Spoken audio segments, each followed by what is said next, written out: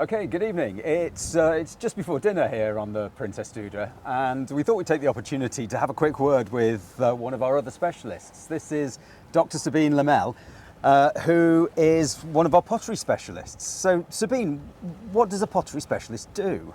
So the pottery specialist takes the pottery that's been excavated on the day, and we lay it out and analyze it. That is, we try to recognize shapes and to especially date it, because the dating is the most important for the excavator. That's where the whole chronology of the site is based on. Absolutely. And so when the divers bring the pottery to the surface, everybody kind of crowds around and has a look at it when it comes in these bags. Exactly. We do look at it, and the first thing that we are asked, of course, is the date, but beside the date, you can do a lot more with the pottery.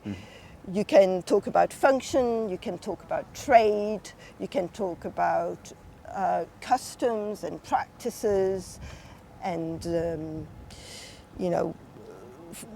culinary habits and household economy, a lot of different things. So all of these things then we can get from these small pieces of pottery, but you have to analyse them, don't you? Yes, quite we scientifically. do. So because we don't always find complete shape, the one important thing for pottery specialists is the drawings, because pottery are made usually on a wheel or a turntable, so it's circular. So if you have one part of a pot, you can reconstruct the other side once you have a diameter.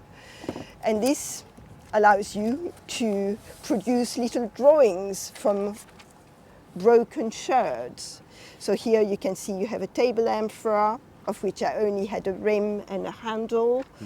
And here I could reconstruct a little pot with a short neck, and I only had a ring fragment and a base fragment.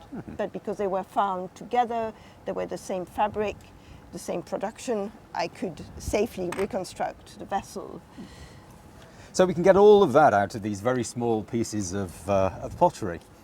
And then you're able to compare what we have here to similar sites all around the rest of Egypt. Of course, all over the rest of Egypt and the rest of the Mediterranean, because in Thonis-Heracleion we have a lot of imported material, pottery and other things.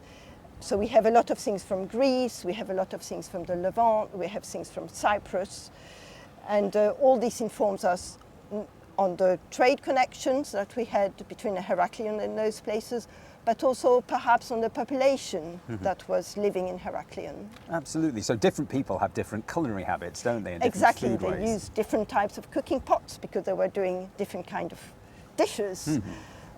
And they sometimes eating in different ways. Exactly. Yeah. Yes. And that's really important, isn't it, for a place like Thonis-Heracleion, which is this sort of port city where you're getting lots of people coming in from the Greek world, but living with Egyptians, and then also other traders coming from the Levant. Yes.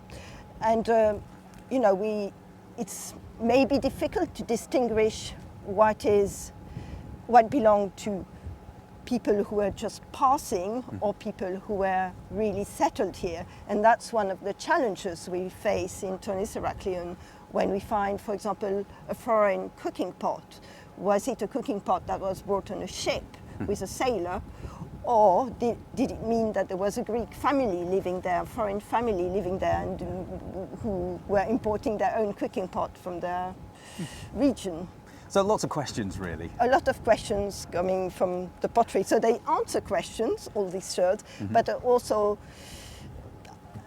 ask a lot of questions. Yeah, absolutely, and that's the fun part of archaeology, I think. Yes, it is, certainly. You've worked all over Egypt in many different excavations. What makes Thonis-Heracleion and Franck's work here so special, do you think? So for me, the most special thing about Thonis-Heracleion is the marine environment. Because having worked in Egypt, I've worked in the Delta, I've worked in Upper Egypt, I've worked in the Memphis, Saqqara region, and whether it's in the Delta where it's more wetter environment, or in the desert area, what is very different here is the sea, because it changes the appearance of the material. And also it's just very exotic for me to be on a boat and work on Egyptian pottery. Well, that's fantastic. I think it's nearly time for dinner, so Yes. we'll wander off. So thank you Okay. very much, Sabine. Bye.